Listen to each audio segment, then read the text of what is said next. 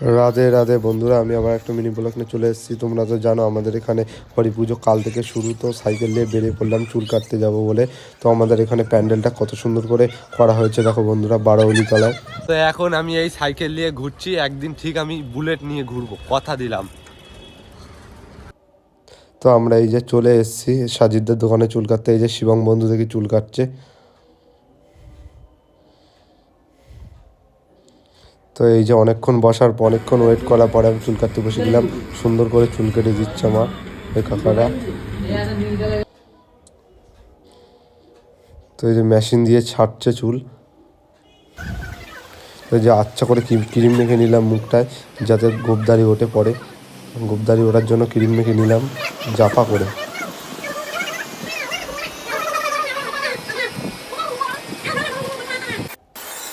তো এই যে মুখে এবার ফেস ওয়াশ করছি।